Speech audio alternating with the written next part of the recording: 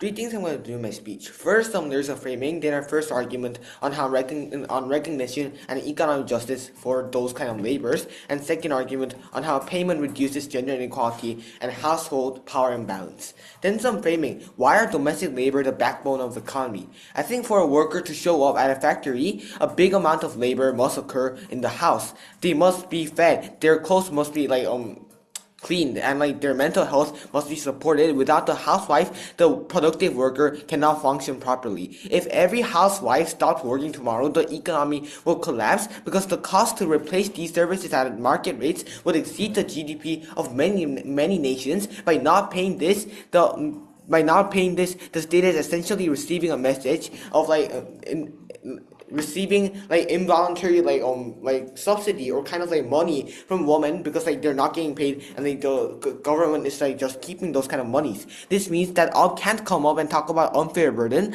on the government because they are receiving a free subsidy from women right now. I think this is the thing that's very unfair. Then I think the salary would cost a lot, right? The salary would cost enough so that women can independently opt out of abusive systems or support their families. Then move on to our first argument on recognition. Housewives perform essential labor that create real economic value but receive no pay or recognition, right? The mechanism here is that if we use caring sources outside or at home, outside of our homes, like those caring centers, we need to pay. At the end of the day, we need to pay a fee for it. I think these things like care for elderly care services or whatnot. People who instead take care of those elderly or whatnot at home doesn't get paid. This unpaid labor allows other family members to work. I think they work full time, earn income, and contribute to the formal economy on our side of the house. By not paying for this labor, society treats women and this form of labor as free and invisible. I think from what I said in my framing, one person in the marriage can only work for 40 hours a week and contribute to GDP because the home base and because the housewife manages this, right? The housewife is essentially an unpaid co-producer of the worker's salary. I think the caretaker takes a big spot in the country's economy. Then, if we're moving on impact, sure.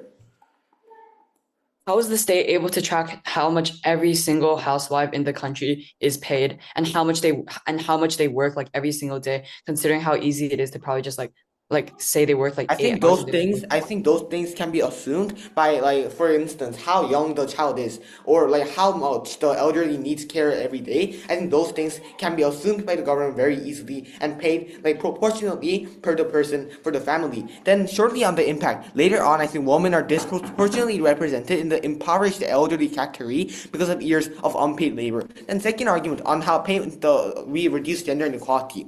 The mechanism here is that without income, housewives are going to depend financially on partners, have less decision-making power, and are more likely to stay in abusive or unhealthy relationship. In the comparative, bargaining power is defined by ability to leave the table. Without a salary, the housewife has no exit option because leaving means no place to have a living, right? A salary provides the financial runway or exit need to leave when they need to leave unhealthy or abusive systems, right?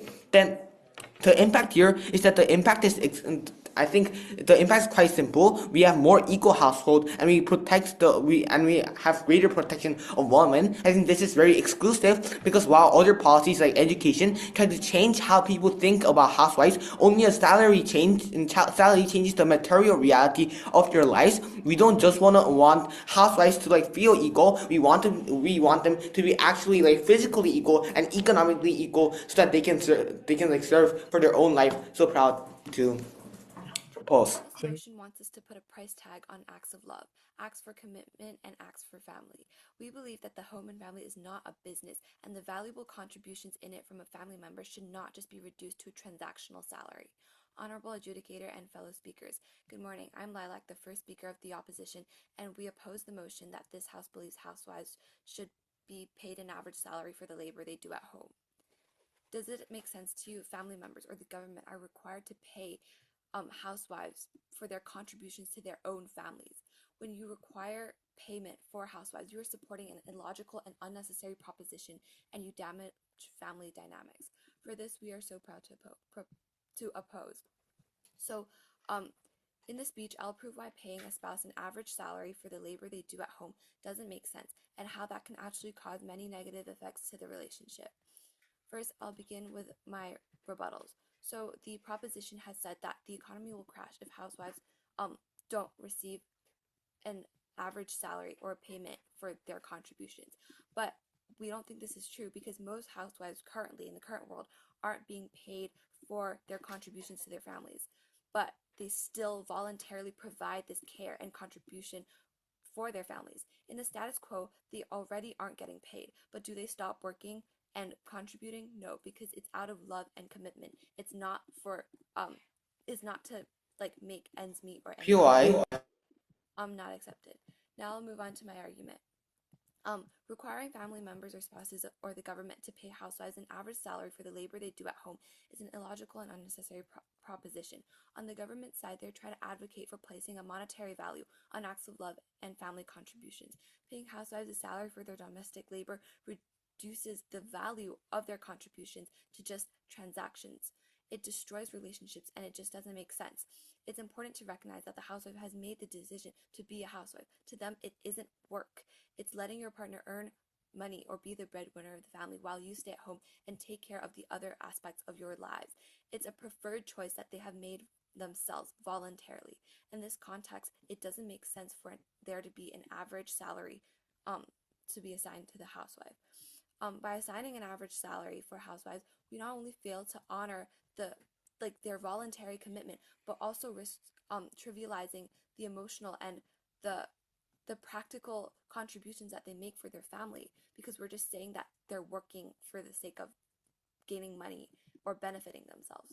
Since both proposition and opposition want to help or want to make the lives of housewives better, why would we implement an average salary that just undermines the very intent that they do all of these things for their family? This regulation could also confuse many families, as it creates a framework where domestic contributions are quantified and valued monetarily. Like proposition has stated, if the government was going to pay for this, there would have to be so many more regulations apart from that, like what qualifies as the work that a housewife would do, or how much does each chore, for example, cost, and that just would make it really confusing for families, and families would struggle to sort of navigate the implications that assigning like a salary or different household roles, and that leads to misunderstandings about their responsibilities and the expectations that they have for each other.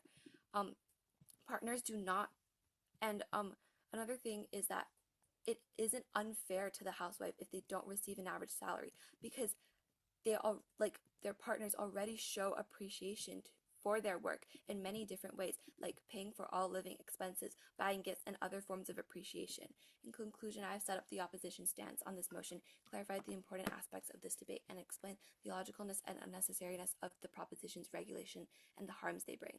We are proud to oppose. Opposition talks a big deal about how women are voluntarily contributing to housework, but we don't think this is true because they were historically coerced into these kinds of jobs, because this norm is being carried on even until in the status quo right now. Because saying that they are doing these things voluntarily is really radical, and I don't think they mechanize this enough. Because I think in societies, including but not limited to things like patriarchal societies where men are dominating, women are already housewives. Because then I think we are better off, because we pay these people who are being treated very unfairly, and I think we just affect the family whole in and of itself. So few rebuttals then. So they talk about how our policy puts a price on unconditional love at the beginning of their speech. I think this is just wrong, because first of all, paying housewives does not mean that we are paying for love, because we are paying for their labor, things like cooking, cleaning, and childcare, because these are tasks that already have market value, because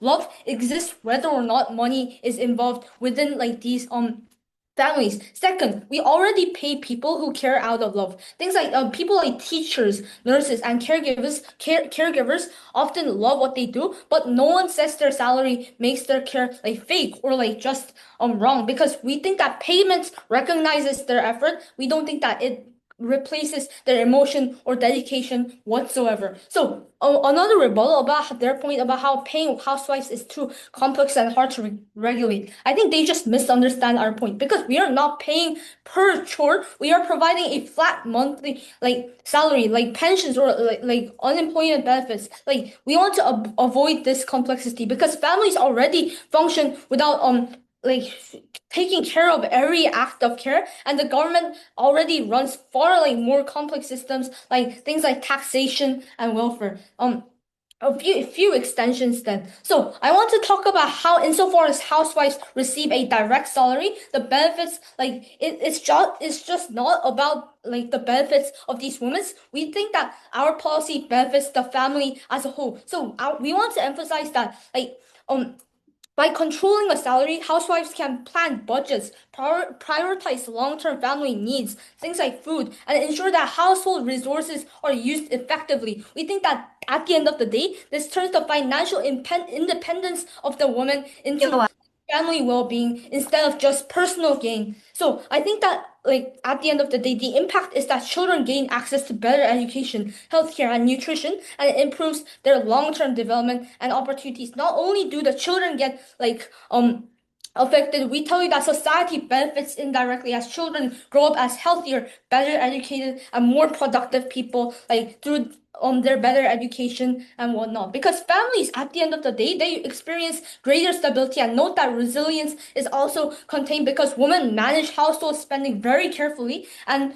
this is a great impact because it reduces financial stress and it ensures that their basic needs are met. So comparative weighing, then opposition might argue that family welfare can be achieved through general subsidies or social programs. But I think a trade-off in this debate, the delta, is that without giving women direct control, resources may not be used like effectively for children or family needs, and women will still remain dependent on their side of the house. And I think this is a very a disgrace to human society, because like women are still so like whatsoever dependent on like the male, and the male are still dominating. So I think at the end of the day, even if opposition's policies like directly benefit relationships as a whole, let's concede to that. I don't think they give like direct control over resources, and this means that women remain dependent, while like our policy ensures that they are secure and able to use their income to support themselves and their families. So proud to propose. Proposition side lives in the past, where they believe that women are still coerced into doing their jobs, where they believe that women still cannot like muster up the money that they need to leave, where they believe women are like they have to follow what their husband wishes and they don't have any control over the family's finances. This is absolutely wrong. So proud to oppose. So, hello, my name is Lucas, and today I'll be doing a few things. First of all, I'll be starting with some rebuttal on first, I'll tell you what they have not rebutted. Now, tell you about rebuttal. That'll give you some rebuttal, and then I'll move on to my argument about transactional relationships. So first, starting with what they haven't rebutted. They didn't actually rebut our case about how this ruins relationships. They've only told us that it weighs that their points weigh over this. However, transactional relationships, these bad relationships are a very bad thing, because it means that their relationships are corroded, and this is a very key aspect. So we would like to hear a response to this in their third speech. Now I'll move on to some rebuttals. They tell us about how the state can assume how much work these women have done based on factors like how old the child is. However, this is biased and inaccurate. A woman can work 10 minutes a day and match the salary of a woman who works 8 hours, because they can just claim that they have worked that amount of time. And the state cannot just keep tabs on every single housewife. So this doesn't work at all, because it's so easy to fake how much these women work. So the state is probably going to spend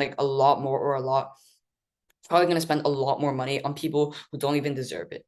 Then they tell us about recognition and how these women are unpaid co-producers and they aren't recognized for their labor. However, they are recognized by their children and family that they are helping out. When the child looks at their mother with admiring eyes, when the mother helps them with their schoolwork, when a father sits next every night when he has dinner after a long day of work, it's all forms of recognition. Yes?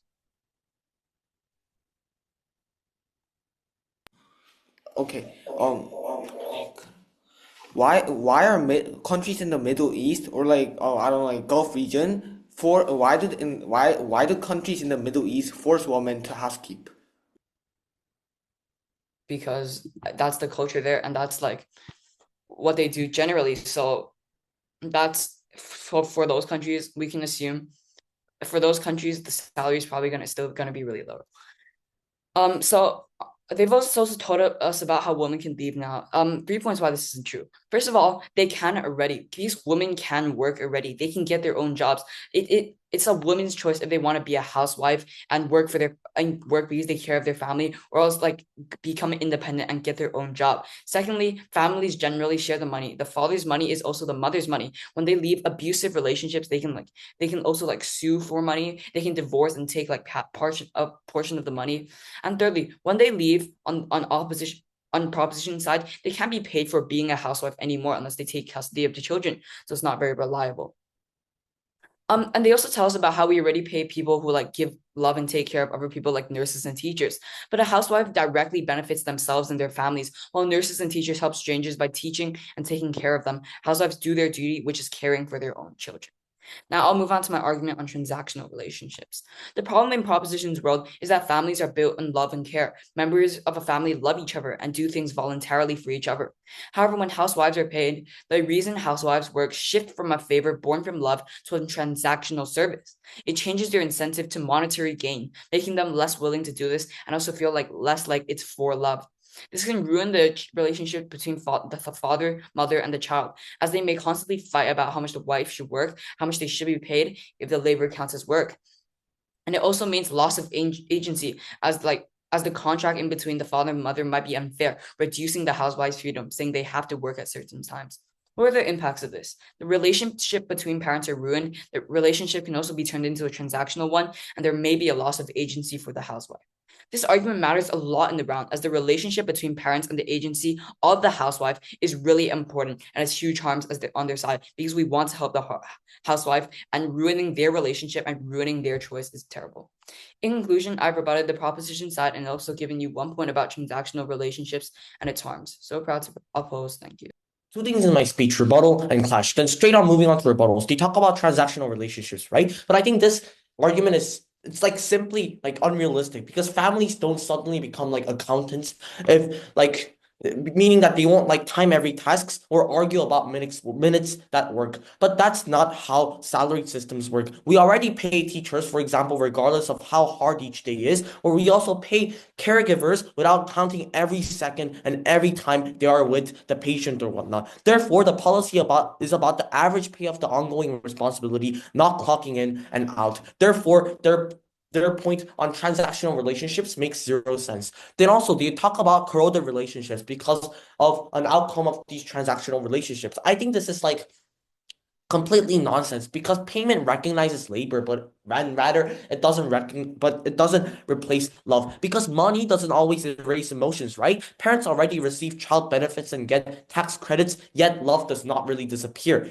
Therefore, for example, we pay teachers who care and nurses who love patients. Therefore, even if, for example, nurses get paid, it doesn't mean that their love and the caring emotion for their parents, for their patients, does not disappear, meaning that pay never destroys care, it rather supports it. Then they also say that housework is hard to monitor, and some women might like just exaggerate their efforts and say that, hey, I did like 10 minutes of work and then get the same amount of money as a person who did 8 hours of work. I think how we can respond to this is like just simple, two ways. First, I think this problem exists in all like paid jobs, whether it's like an accountant or a sports player or whatnot. Cheating is not unique to housework, meaning that a lot of like office workers tend to slack out, and remote workers tend to exaggerate productivity, and but yet we still don't abolish salaries. That's why their justification does not even really stand, because with their logic, then every job should have that limit, and every job needs to have like a standard of monitoring, but since it doesn't exist, I think it's still justified for us to say that monitoring is like necessary and we should still pay the women the equal salaries. Then second response, I think the policy pays for the role. And it's not like a stopwatch where we time every person because we're paying for an ongoing responsibility, not by minute efforts. Housewives are on call every day and they're generally responsible for their children. Therefore, we can just see that, hey, if they have children, then it means that they're going to have some form of responsibility for them, whether it's like providing meals, emergencies, or planning. Therefore, even on a light day where they can't carry anything, they still carry full responsibility, just like teachers that are carrying children and their responsibility on quiet days, or firefighters when there's no fire. Therefore, we shouldn't just stop paying them. Then last rebuttal, they talk about appreciation from like their partners is enough. I think this is complete nonsense because appreciation is not a substitute for justice. Saying thank you does not pay rent, does not build savings, or doesn't like emotionally oftentimes compensate, and does not protect women when a marriage breaks down. Therefore, respect with economic security is simply empty. Then two clashes, one on proportionality. Yeah, opposition tells us that housewives already get appreciation and respect from their husbands, and that itself is enough. But housewives cook, clean, raise children, manage households, and provide a lot of emotional care for their children every single day, and often for many years, and even for like decades. If any of these tasks were done outside, meaning if they were outsourced, as our PM has told you, they would be paid jobs. When all of these labor is done together, saying thank you is not a fair response. Therefore, we don't tell workers to accept appreciation instead of a salary, and we don't like clap just because someone paid rent for you, right? So when we weigh this clash, I think government clearly wins because full-time labor deserves full recognition and only pay is proportional to the contribution. The second clash, really quick, empowerment. Opposition says that hey, women are empowered to like family support and love, but love does not simply equate to power. Without income, housewives are financially dependent, vulnerable to things like divorce or like abusive relationships that happen in like a lot of like these underdeveloped countries, and they're also forced to rely on goodwill, like their general like goodwill, not rights. Therefore, when we play housewives, we give them real agency. Therefore, opposition world gives women emotional respect but no protection, and government world gives women security. That's why we win. Proud to propose. Esteemed judge and fellow debaters, as a third speaker of opposition, we strongly oppose the motion. In this speech, I will summarize my team's point and defend and build our case, and also provide rebuttals. The proposition team said that not paying housewives would be equivalent to unpaid labor. But the value of domestic labor is subjective and difficult to quantify fairly. For example, potential complexities in implementation, such as funding sources, criteria, and administrative burdens. And it's not unpaid labor. They get a free roof over their head, a family to love, and someone to take care of their finance. It's an exchange that's not just from money, but from acts of love and other family contributions. The proposition also said that government will pay housewives, and the proposition said that they are not literally going to time them how much they work with a stopwatch. They said that the government can easily assume if someone's a housewife or not and pay them accordingly. But this is so easy for people to exploit this, faking being a housewife or faking how much they work, and take money and credit away from actual housewives and waste government money. The proposition also argued that they also pay people who give and teach out of love. They gave an example of teachers. But do you pay teachers, give them a house to live in, include a partner for them to be with, and take care of their financial needs? No, you cannot compare a teacher to a housewife, and this is an invalid example. POI. Proposition also argued that children and society benefits because they get basic needs, and the wife can take care of the food and resources. And the resources will not be used effectively if the housewives don't get paid. Are you saying that the husband doesn't already take care of the food? If that's true, then how did the current families with housewives survive? The husband has to use his money to take care of the family and their finances, as that's why he works. They also said that the housewives are very vulnerable to divorce. But if they do divorce, many of the legal restraints say that the housewife still gets a bit of the husband's salary, so they can still sustain themselves. Now on to defending and building the case. A marriage or partnership is a non-monetary relationship based on love, commitment, and mutual support, not a transactional employment contract. Introducing a salary changes this dynamic, turning a personal and romantic relationship into a business arrangement, not love.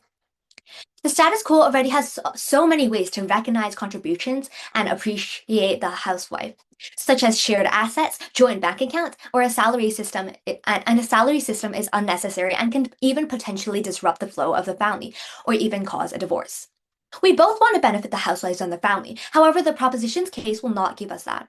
Judge, side with prop, and you put illogical and unnecessary pressure and stress onto the family to be paid and to pay, potentially disrupting the relationship and putting a price tag on something that can't be measured or truly understood. A loss of agency, we also argue that when paid, there is a contract. There are terms and conditions in a contract that are set. If, say, you have to work for 5 hours a day, you have to do it. When you want to go out and have fun, you can't because there is a binding contract.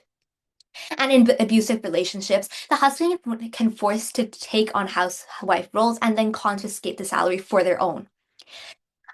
Summarizing our case, this policy is illogical and unnecessary and would turn relationships into transactional and business-like relationships and puts relationships on a pedestal, turning it from acts of love and willingness to acts for transactional value. We are not saying that the housewife's work will not be valued and recognized. Of course, it will be valued as it's keeping the family alive and raising their future generation.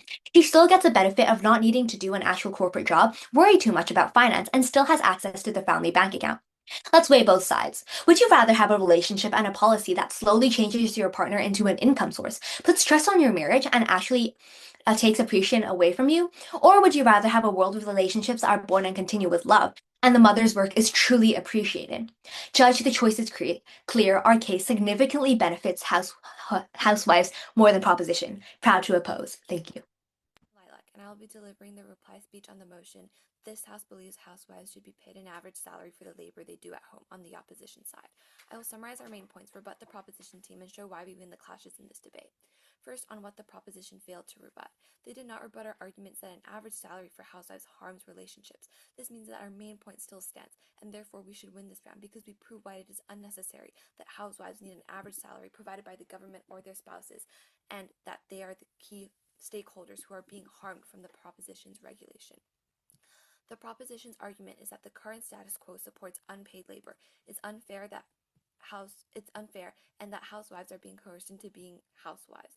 It is important to recognize that the reason most people become housewives is the voluntary choice and contribution that stems from love and care for their families. This invalidates the proposition's arguments and shows how they don't understand the current status quo or what this debate is truly about. The proposition compares a corporate work environment to families. This is simply incorrect and not true, because when you care for your family as a housewife, you are not trying to make ends meet. You are choosing to do so because you love your family. On our side, the opposition, we believe that choice is an important factor that is undermined in the proposition because they naturally assume that most women don't want to be a housewife. On our side, choice means that the housewife automatically has decided if she wanted to be one or not. It's not something that was agreed or a contract. It's because she genuinely loves her family and because that's what she wants to do in her life. Can you imagine how the presence of an average salary could devastatingly affect families like this? We value the love, care, and positive nature that families have. We don't want the proposition's monetization of housewives' labor to deteriorate how much they are valued in society. Through our framing, rebuttals, and explanation of the harms and illogicalness of an average salary for housewives, we are proud to oppose. Thank you. Few reasons why you win. First, I think Ops characterization is really unfair. Their side's case is dependent in a world where women do these kind of things voluntarily. Countries in the Middle East force women to housekeep. When I give a PY on this, DLO contradicts himself. His team first says that it's voluntary. Then now he responds by saying that this happens because it is a culture. They're supposed to do it. This means that it's not voluntary because they're externally forced to do these kind of jobs without being paid. I think this is a clear contradiction. I think our side respects their rights better because we at least pay them so that they can make a living by themselves. Because opposition refuses to acknowledge this coercion, they are happy to let women remain in a state of unpaid inequality, right? We are the only side that provides justice for labor that is already happening, whether the opposition calls it voluntary or not. We still have better. We still respect them better. Then who provides autonomy? Who provides autonomy? I think the opposition argues that like I think for a woman in an unhealthy or abusive relationship, money creates freedom, right? We already tell you that bargaining power is defined by ability to leave the table. Without a salary, a housewife has no exit option. We already tell you this. Or like our world provides a credible exit option by giving a housewife an average salary. We give her a bank account that her husband does not control, right? Then I think WIP never engages with our model, right? They see that our model will be easily exploitable. It's quite obvious that government will have checking mechanisms such as visiting them monthly. They're really like side up those things without mechanisms. It's like governments have checking measures for everything. Like it's quite obvious, right? They also say that we didn't rebut to their relationship argument. I think PM already preempts this, and DPM also says this in its extension, because like what actually ruins relationship is resentment with each other. In the status quo, resentment builds when one partner feels overworked or undervalued. We solved this on our side of the house. So proud to propose.